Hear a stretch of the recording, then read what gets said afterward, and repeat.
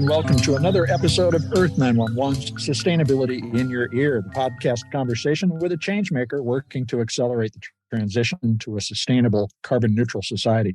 I'm your host, Mitch Ratcliffe. Today, let's talk sustainable fishing. Our guest is Sean Wittenberg. He's the founder of the seafood company, Safe Catch. He started the business with a mission to source safe and sustainably caught tuna and other fish after his mother was diagnosed with mercury poisoning after she adopted a diet that included frequent servings of canned tuna. The Sausalito, California-based Safe Catch offers a wide variety of fish products in cans and pouch packaging, and the fish is certified by the Marine Stewardship Council, the provider of the familiar and often controversial MSC blue check label that you find on seafood cans. Safe Catch tests every tuna that it sells for mercury, enforcing standards that it claims are 10 times stricter than the Food and Drug Administration's basic requirements. It also offers detailed sustainability information about its practices for each species of fish that it sells. The company relies primarily on purse seine net fishing. It's a form of fishing that involves large nets. And we're going to discuss how Safe Catch assesses its suppliers in an era when 10% of the world's fish stocks is described by the Minderoo Foundation as being on the brink of collapse, and almost half of fish stocks are overfished. You can learn more about Safe Catch at safecatch.com. Safe Catch is all one word, no space, no dash, safecatch.com. Welcome to the show, Sean. How are you doing today? I'm doing very well, Mitch. Thanks for having me. Well, thanks for joining us. I want to start off. Tell us what happened with your mother. I mean, it was the catalyst for Safe Catch's creation. What's the story? Yeah, thank you for asking that question. It was a pretty scary experience. It happened in really 2001 to 2002. And I was studying at UC Davis in California. And I had come back for a holiday break to find my mom unwell. Now, she was having issues, cognitive problems and motor skill problems. And up until this point, it's important to note that my mom was in perfect health. She was sharp. She was doing construction, interior design. She was tutoring kids. She was super active mind, active lifestyle. And I came back and she just was unwell. She was forgetting things, fatigue. She would bump into things. She'd have motor problems. She'd have to grip things just to stay balanced. It was weird. And so when we took her to the doctor, because the symptoms were so all over the place, they thought that she had cancer. And so the beginnings of this is 2001, 2002. At this time, my understanding of mercury toxicity was very, very low. My family really didn't know anything about it. And so we were going down a path and she starts getting the full battery of tests, everything you can get. And, thank God she didn't have cancer. But then the doctors immediately wanted to pivot to autoimmune because they didn't know how these symptoms were, what was the genesis of these symptoms. And at this time, a nutritionist asked my mom, have you ever had your heavy metals tested? What are you talking about, right? Heavy metals, what? And sure enough, my mom goes and gets her heavy metals tested and her mercury concentration in her body was 10 times higher than what the FDA deemed was the acceptable maximum. And what happened was... She'd been eating off-the-shelf tuna. Yeah, so what happened was she started a point-based diet system to manage weight. She's always been trying to manage weight, as many people do around the world really now. And she started this point-based diet system, and albacore tuna was 1 point. And at the time of this particular diet program, they had a very, very limited menu. My mom didn't like the other things on the menu. She loved albacore tuna. She loved tuna. So she started eating the tuna as her 1 point in the diet system. 6 months later, not knowing that she was also accumulating, mercury in her body from that albacore tuna, she just spiked out. And so sure enough, they identified the problem was the point-based diet system, the albacore. My mom stopped eating it and she started about a 2-year process, a combination of chelation and other strategies for removing the heavy metals from her body. It was a long, arduous road and really difficult for her to deal with, but she's healthy now. Thank God. And she's doing well. And, but it changed my life. Up until that point, I really didn't have a purpose. You're in your, end of your teens, early 20s. You're just, still in school, trying to find your way. And then this happens. And it just shaped me towards this problem. And I started to study mercury and why was this problem happening? Why wasn't there a solution? Is the issue technology? How do we help this so other moms like my mom never has to experience getting sick from mercury? And that's really how it all started. So the path from you're a student, your mother gets ill, you figure out what goes on, you study it. How did you get from there to starting a company? Was that something you had even been thinking about doing with your life? No, not at all. So, my father was a patent and trademark attorney, and so he knew patent law. And one of his good buddies was a guy named Travis Honeycutt, and Travis Honeycutt had a engineering lab with 4 PhD physicists in it.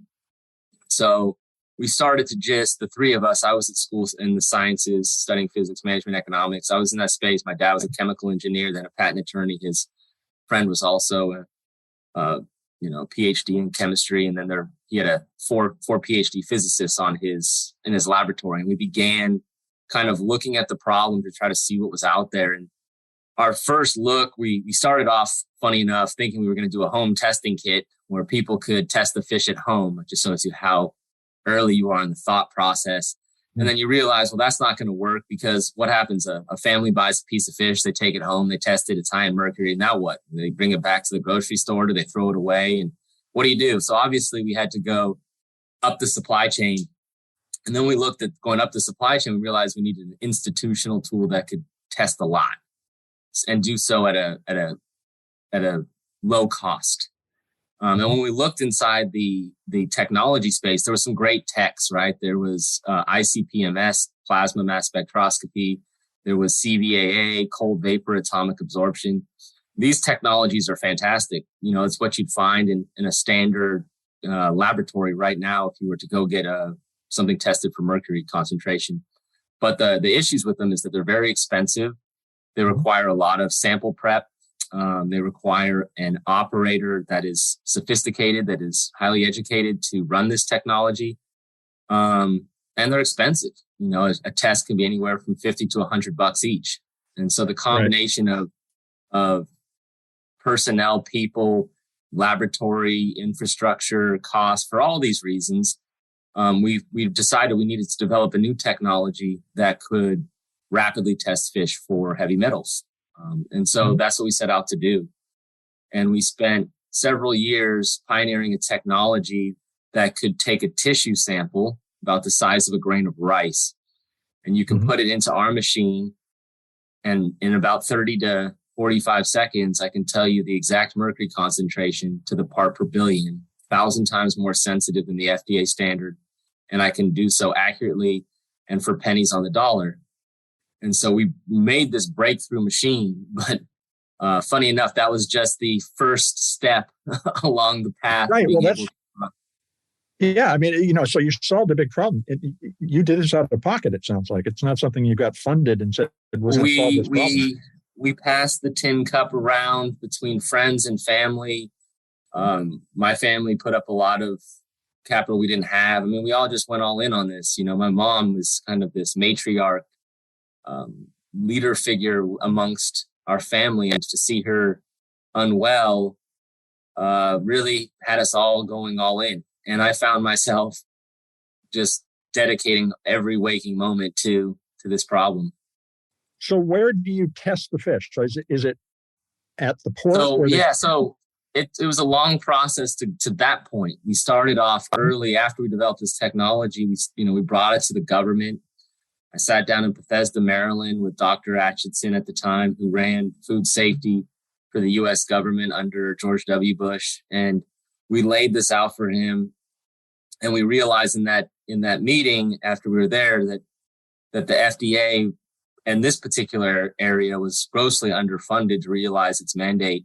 And so they had other things they were focusing against, but this is one they couldn't get their resources around. And so we then pivoted to trying to work with companies. And so we took the technology to big tuna players and seafood distributors, and we started to try to find a way to either put our technology into seafood distributors in regions like the Bay Area or Oregon, Portland area, Seattle area, LA, Chicago, Las Vegas. And we did a lot of testing work there and B2B work around providing testing and certification for other seafood companies. But ultimately, no one wanted to adopt the standards that we knew were possible because they really wanted one of two things, mostly, particularly the big seafood players. And that was, they either wanted us to test to a limit that was so loose that everything passed. And so that we created this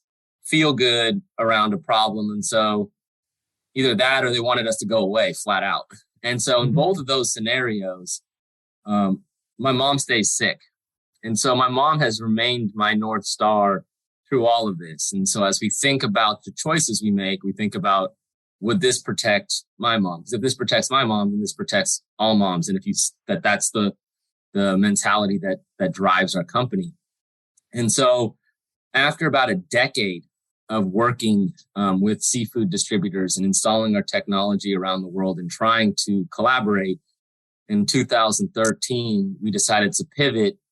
And instead of being a collaborator with the brands, we decided to become our own brand and to develop a product that fully encapsulates all of our values. At its core is food purity, but also sustainability, social responsibility, the things that we want to see in all companies, regardless of the space they're in. And so that became Safe Catch. And from 2013 to today, we've continued to build on that foundation of purity, health and wellness, social and environmental responsibility. And we've been able to walk forward as a company and finding partners who believe in that as well, and customers who want to support that type of work. And now here we are, we launched our first products in 2015. And so it's been, we're about to enter our 8th year of selling Safe Catch. And now you were telling me before we started to record that you are now the primary albacore tuna provider to Costco. So you're doing no, the yellowfin. We don't do that. Yeah, yellowfin. There, Costco is a tremendous partner of ours, and they really look towards quality, health, and wellness, and they care deeply about a lot of the things that we care about. And they're all about providing a range of offering to their members, and they felt that our product worked well in their assortment and gave a choice to their members that they felt was important. And that opportunity was, a game changer for us, amongst others. I mean, we have tremendous partnerships. We just started a partnership in September with Walmart, which is a huge deal for us to get that. Thank you. And we have partnerships with everything from independent grocers up and down the United States and all the way to the Kroger's, Walmarts, and Publix, HEBs of this world. Now, you also do other kinds of fish, salmon, mackerel, and so forth. Are you testing all of those fish, or primarily focused on the tuna? With everything that bears our name is tested. Okay. When it comes to highly migratory fish or fish that travel great distances, like a tuna, we test every single one by one. No batch testing. And I'll talk to you a little bit about why we do that.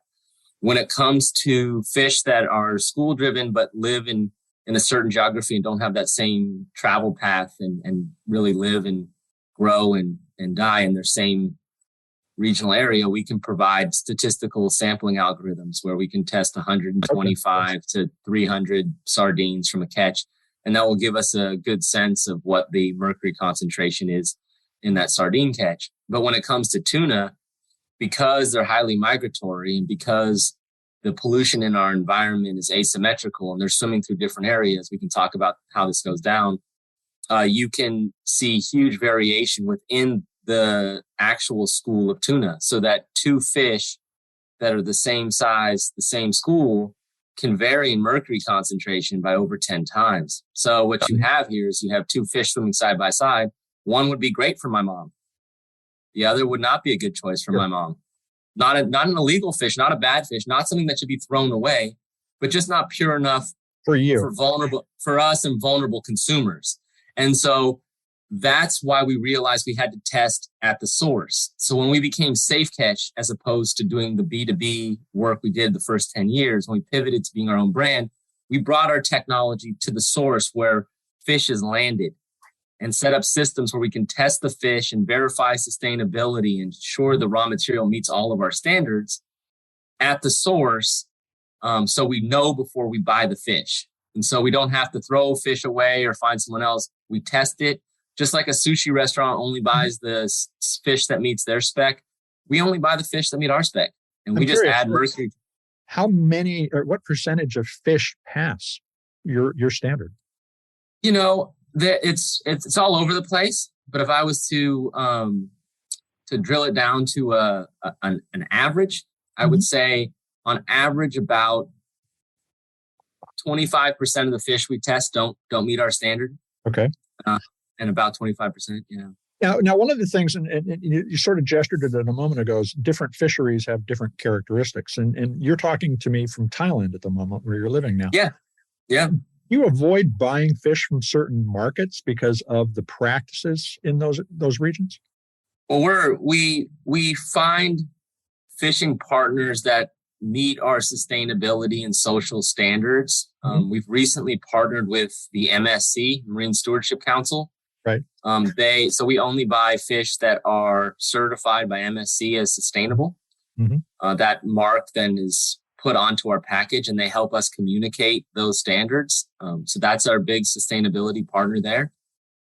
We also do things that are incremental to MSC, although they do this work as well. And that was an artifact of facing problems as they come up. And I don't know if you remember the news, but in the early 2015 timeframe, there was some press around concerns of slave-like practices happening on tuna boats.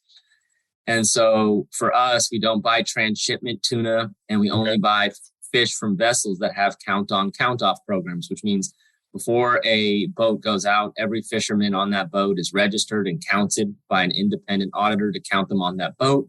Then when that boat comes in to bring in its landing, its fish, it also has to then have each one of those fishermen counted off the boat and registered leaving the boat so that they can make sure that they're not trapped at sea. Those are some of the things that I never thought in my life, particularly not at UC Davis, 20 years ago, thinking to myself, I've got to look out for these types of behaviors. I've got to protect our supply chain from these types of concerns. But as these problems arise, we're excited that not only us as a company, but everyone we're partnered with is hyper-focused on doing the right thing, and so that's the key. Well, and doing the right thing is a moving target because we're beginning to understand the world so much more deeply. I want to come back and talk more about that. We're going to take a quick commercial break. We'll be right back. We're back to continue the conversation with Sean Wittenberg, founder of the seafood company Safe Catch. So, Sean, the Marine Stewardship Council certification, it's the blue check mark that a lot of people know, is counted on by a lot of people, and you're doing that and more. But what I want to ask about is MSC's certification requires traceability. You've put that in place. Does that also allow you to put criteria around the behavior of the fishermen, such as no bycatch, all of the other fish that they didn't intend to catch in the net? Yes, the bycatch. So classical sustainability has three criteria to it, three pillars. You have biomass, which is the standard. How big is the stock in the sea? You have fish mortality, which is are more fish being born than being harvested, right? You don't want to take out more fish than are born each year. And then the last one is bycatch. And that is, are you catching what you set out to catch? Now, in the tuna world, the biggest issue with bycatch is around fads. A fad is a fish aggregating device. And what a fad basically is a structure or a float that goes out into the sea. Most of them have sonars in them, which would allow them to measure the biomass underneath these islands, these artificial islands. But what these artificial islands do at sea is they create an ecosystem. Small fish, bait fish are naturally attracted to shelter underneath this island. In given time, there's enough fish sheltering, they start to attract predators. And then predators attract more predators. And before you know it, you have a whole ecosystem underneath this fish aggregating device, underneath this little island. Now, traditional seafood boats would have to go out and find the tuna, and they had spotter boats, and there was a art and a science to that. Well, with fads, it's basically reading a sonar telling you go to this spot, this spot, this spot, this spot, this spot, catch this. Your boat is full, you're coming back. So a set that might take 4 weeks to 8 weeks to catch all your tuna is now 2 weeks. And so for the fishermen, less time, more catch, all of that makes a ton of sense, less fuel. But the reality is when you're going into those fads, you're putting this big net around it, you're personing the string, and you're pulling the whole ecosystem out. So you're pulling out everything you don't want. Right. So for us as a company, we don't do fad. We're a fad-free company. And the reason that you don't want to just, yell at the nets, right, is that there's another criteria for us, and that's climate change.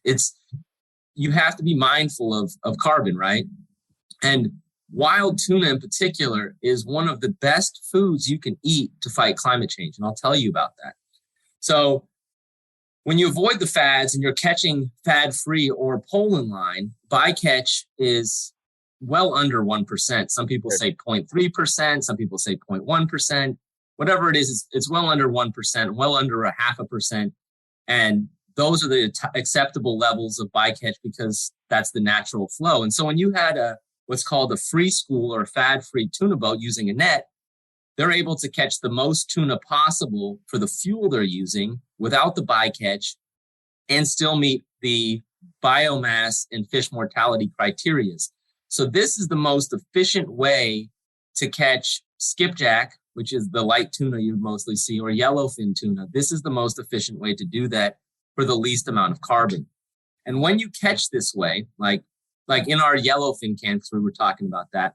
So our yellowfin can or our skipjack can, if you were to take a 4-ounce serving of that, it would take roughly 2 kilograms of carbon to create that 4-ounce serving, right? Which will give you 36 grams of protein. So you're talking about 36 grams of protein for 2 kilograms of carbon. Which is roughly 4.5 pounds. Yeah, there you go. And so when you look at the beef industry as an example, as the counterbalance to this, right? That same 4-ounce burger patty to create would take 27 kilograms of carbon to create a 4-ounce burger, right? That would then give you 22 grams of protein. So you get 50% more protein and you actively remove 25 kilograms of carbon if you switch from going to get a meat burger, to a safe catch tuna sandwich. And so as you look at that dynamic, you're realizing that this tool, if you can get this tuna out of the sea sustainably, and you can do so socially responsibly, and you can deliver it to the consumer in a way where they can enjoy it because it tastes good, you're now creating an active way for consumers to make simple choices to combat climate change. So another factor that a lot of our listeners are concerned about is just the fish populations. And we're also expecting that seafood is going to play a bigger and bigger role in the human food supply over the next 30 years. It will. At least double.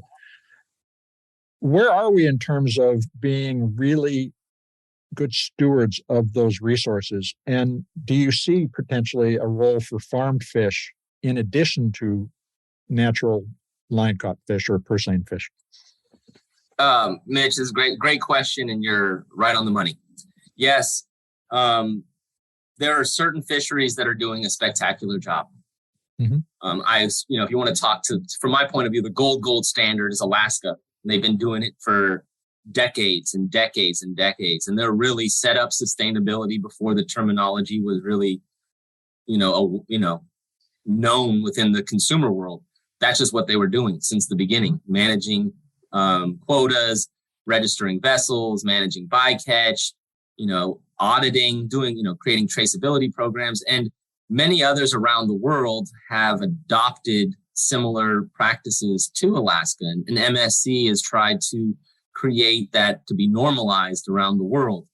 But there's certain areas where that's not being met. A key example is, let's just talk yellowfin tuna. If you looked at yellowfin tuna in the central western Pacific Ocean, where it's being managed by those fisheries there, the P&A countries, as well as, everyone in that region. The biomass is healthy. It's audited, it's measured, the quotas, everything's being done at a very, very high level. Illegal fishing is very, very low in that area. Mm-hmm. The infrastructure is all geared towards sustainability. It's fantastic. If you go to the yellowfin fishery, as example, the pole line fishery in the Maldives, that fishery has been depleted, mm-hmm. particularly the yellowfin population. It's now considered red ranked by the Monterey Bay Aquarium. It doesn't have MSC certification. It's a pole and line fishery. But an overfished one. But an overfished one because of just not allowing the fundamentals of that fishery to be protected, And so there's a skipjack population in the Maldives as pole and line. That is still very healthy mm-hmm. because skipjack produces faster than yellowfin does, but the yellowfin population there has been depleted. So there's areas of concern where you can say, there's a lot of work that needs to be done in certain fisheries to help those stocks recover.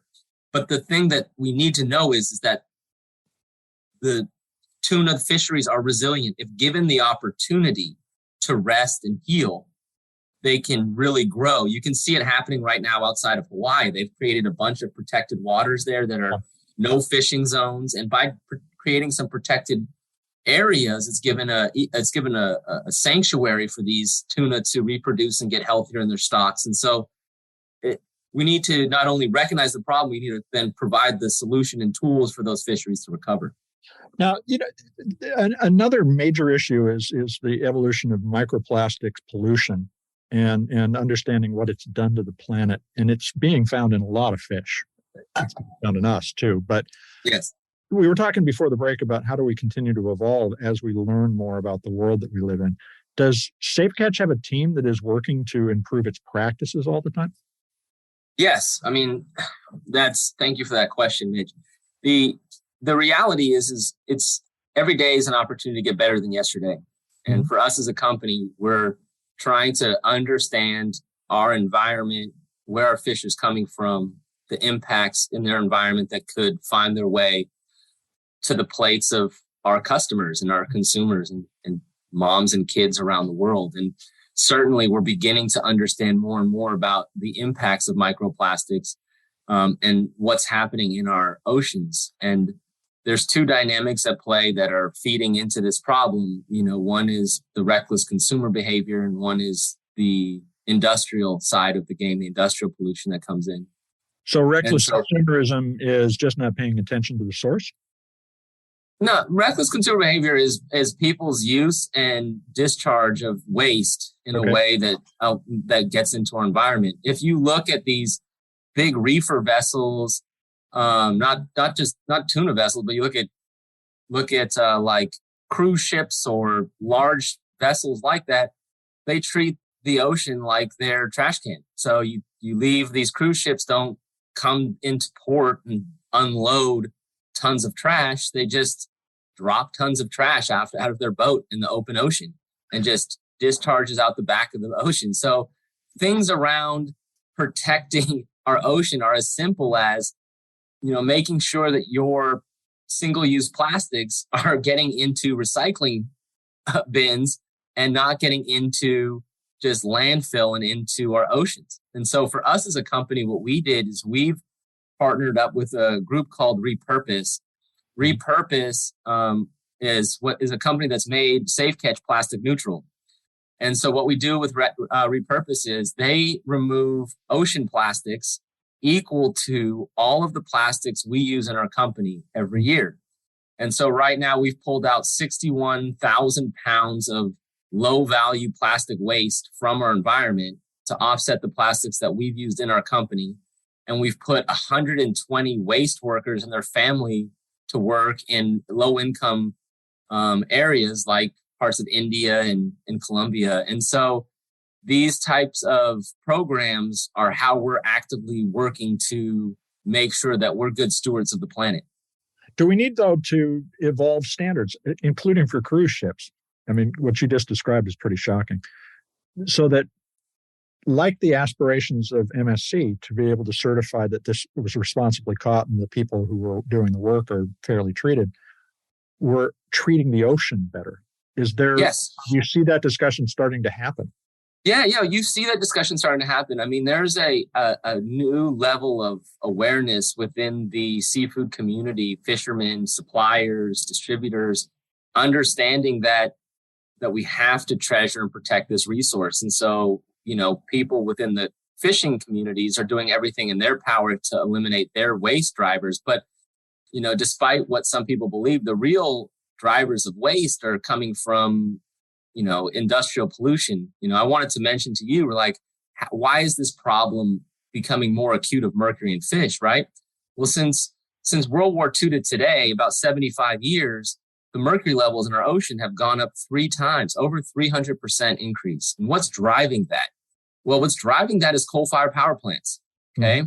When you look at China or you look at India and you look at them in the 1970s or even 80s, they were agricultural nations.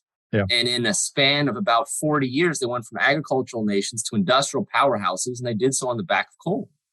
And when you burn coal, particularly without any environmental oversight or any scrubbers to remove the products of combustion, when you burn coal, mercury's in that coal. And when it gets to 425 Celsius, it vaporizes. Right. And that gas, mercury gas, now goes up into the upper stratosphere, goes into the clouds.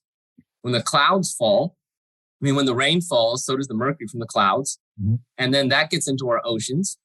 And then when elemental mercury, Hg, reacts with salt water, a chemical reaction takes place. It becomes a new organic compound called methyl mercury.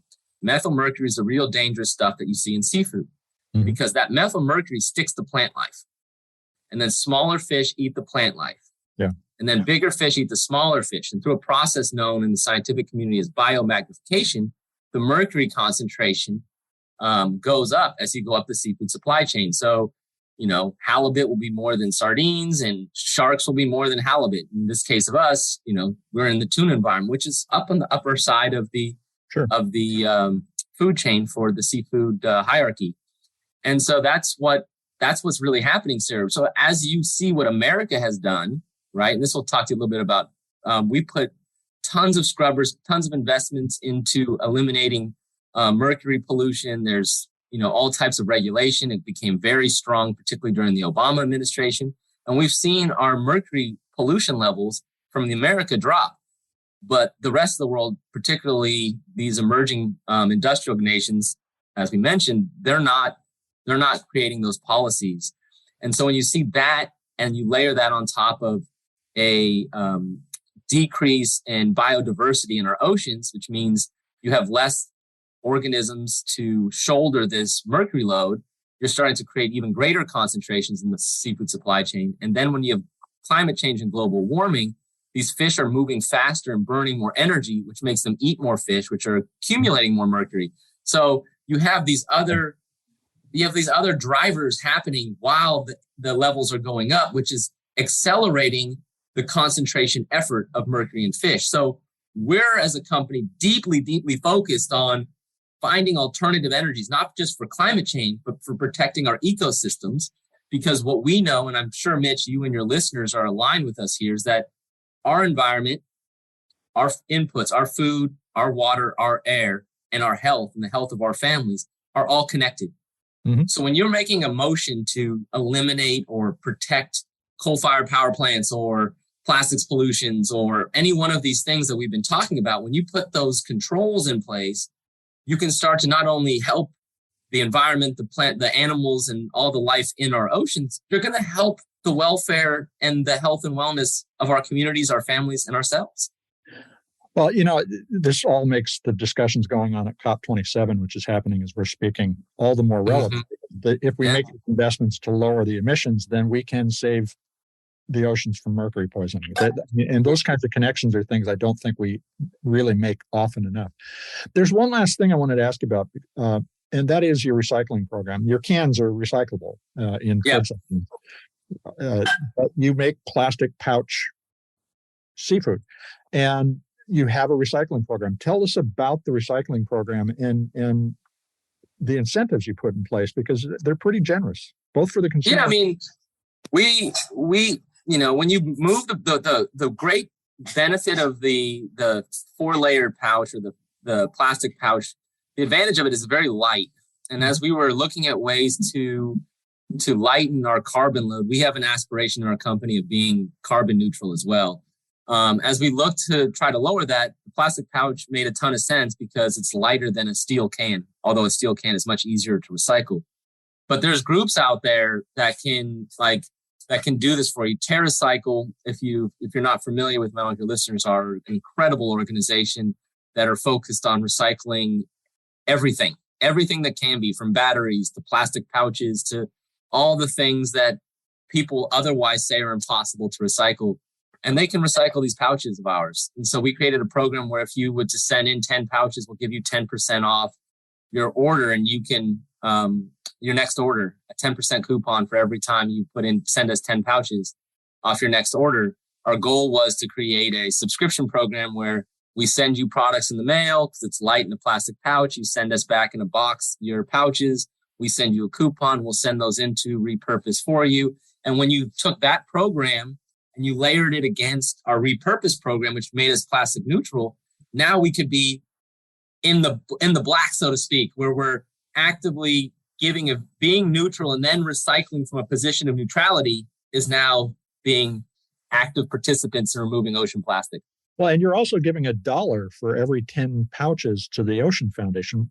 That's another great way to support the kinds of change we're talking about. What kinds of programs is Safe Catch donation contributing to now in that?